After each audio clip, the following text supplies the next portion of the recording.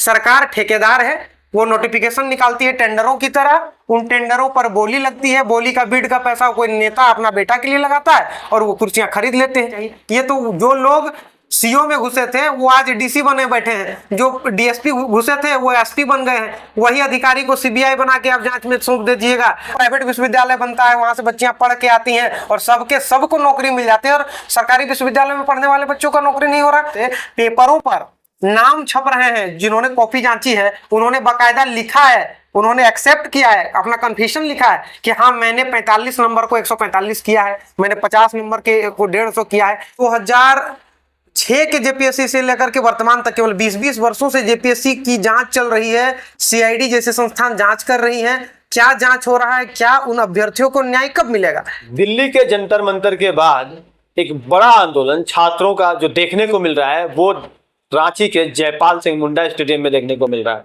जहां की JPSC, JSSC, वो तमाम प्रतियोगी परीक्षाओं के अभ्यर्थी शामिल हैं जो अपने आप को ठगा सा महसूस कर रहे हैं।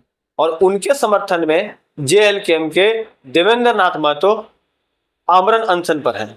जैसे वहां सोनम वांगचुक थे, यहाँ देवेंद्र नाथ महतो हैं। और आज की अगर बात करें तो सभी जिला मुख्यालयों में जेएलकेएम प्रदर्शन कर रही है।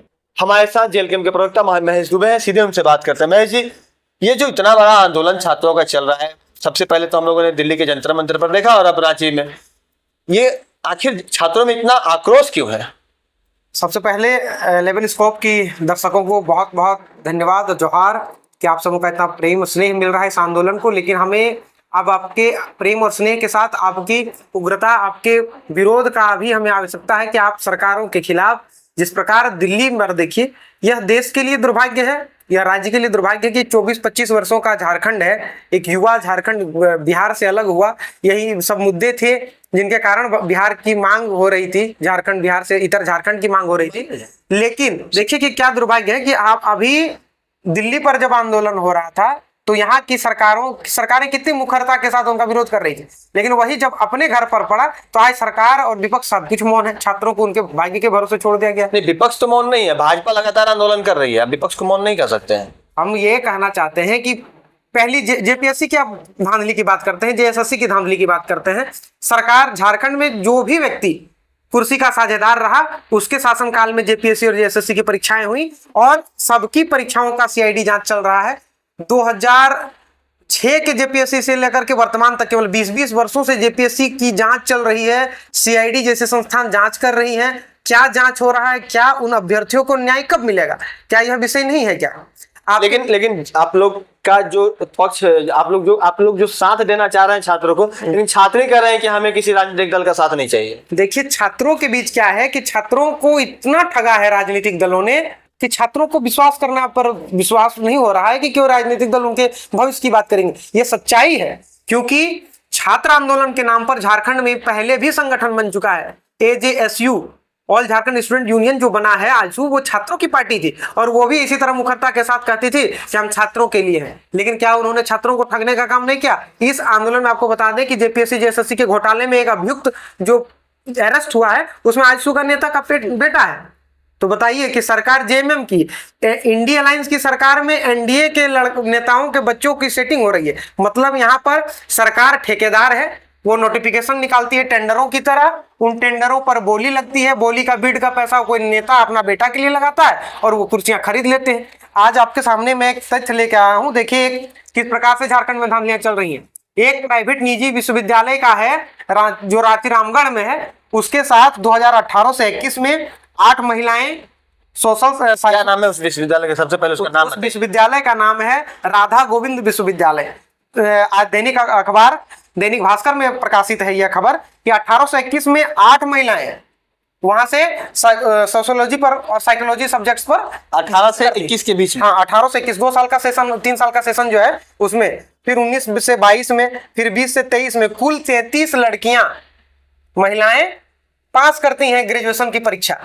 और वो 3300 का महिला पर्यवेक्षक की जो 2023 की बहाली थी उसमें उन सबकी नियुक्ति हो जाती है। तो बताइए, ये तो विश्वविद्यालय मतलब झारखंड के जो सरकारी विश्वविद्यालय हैं उनके मुंह पर तो तमाचा है। एक प्राइवेट विश्वविद्यालय बनता है, वहां से बच्चियां पढ़ के आती हैं और सबको नौकरी मिल जाती है, और सरकारी विश्वविद्यालय में पढ़ने वाले बच्चों का नौकरी नहीं हो रहा। या तो स्पष्ट रूप से धांधली है। कौन है इसके ऑनर, कौन है इसके ऑनर का तो हमें नहीं पता, लेकिन यह भी पता चलता है तभी जुबान की वो किसी राजनीतिक नेता का ही फंडिंग पर वो आधारित है और उन्हीं के पैसों का वहां पर ब्लैक को व्हाइट करने का प्रयास। तो आप लोग जो अब विधानसभा घेराव की तैयारी कर रहे हैं, 6 तारीख को आप लोगों ने विधानसभा के घेराव की तैयारी कर रखी है, तो क्या उस वक्त तक अगर सरकार ने इस मामले की जांच की सीबीआई को दे दी तो ये आंदोलन स्थगित हो जाएगा? देखिए, अब तो हमारे लिए है कि सरफरोशी की तमन्ना अब हमारे दिल में है, देखना है जोर कितना बाजुए कातिल में है। अब हम इसलिए नहीं रुकेंगे और इसलिए नहीं झुकेंगे कि सरकार सीबीआई को जांच देती है या सीआईडी को जांच देती है। अब हमारा मांग यह होगा कि सरकार, कार्यपालिका, न्यायपालिका और विधायिका, ये तीनों का जो संगठित तालमेल है, एक जन दोषी नहीं है। क्या न्यायालय में जो मामले पकड़े हुए हैं 25-25 वर्षों से, पेपरों पर नाम छप रहे हैं, जिन्होंने कॉपी जांची है उन्होंने बाकायदा लिखा है, उन्होंने एक्सेप्ट किया है, अपना कन्फेशन लिखा है कि हाँ मैंने 45 नंबर को 145 किया है, मैंने 50 नंबर के को 150 किया है। तो अब न्यायालयों को क्यों नहीं ये समझ में आता है कि फास्ट ट्रैक पर इन सब मामलों को ले जा करके और त्वरित कार्रवाई की जानी चाहिए। ये तो जो लोग सीओ में घुसे थे वो आज डीसी बने बैठे हैं, जो डीएसपी घुसे थे वो एसपी बन गए हैं। वही अधिकारी को सीबीआई बना के आप जांच में सौंप दे दीजिएगा, भ्रष्ट अधिकारी को क्या आप जांच कीजिए, वो कभी पकड़ेगा क्या?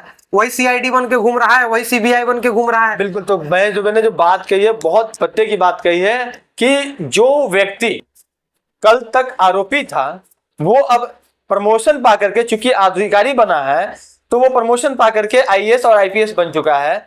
जो डीएसपी में बहाल हुआ, चाहे वो जिस वक्त वो वीडियो सीओ में बहाल हुआ था, वो व्यक्ति आज के समय में किसी जिले का मालिक बन बैठा है। तो ऐसे में अगर सीआईडी में उसी व्यक्ति को आप अगर जांच की जिम्मेवारी दे देते हैं, तो सीआईडी में अगर वह व्यक्ति अगर जांच की जिम्मेवारी संभालता है, तो इसमें आप इस बात से इनकार नहीं कर सकते हैं कि कहीं ना कहीं इसमें छात्रों के साथ तो आने वाले वक्त में न्याय नहीं मिलेगा। फिलहाल सरकार को एक बार सोचने की आवश्यकता जरूर है। जेल कैंप का फिलहाल यह जो 6 तारीख को आंदोलन की घोषणा की गई है कि वो रांची में विधानसभा का घेराव करेंगे, वह किस तरह का होगा यह देखना लाजमी होगा। लेकिन जिस तरह से एक विश्वविद्यालय के बच्चे, एक ही विश्वविद्यालय से पास आउट कई स्टूडेंट्स एक ही जगह नौकरी कर रहे हैं, इन तमाम चीजों पर भी जांच आवश्यक है। सहयोगी रोशन के साथ राजकुमार जायसवाल, 11 न्यूज़, धनबाद।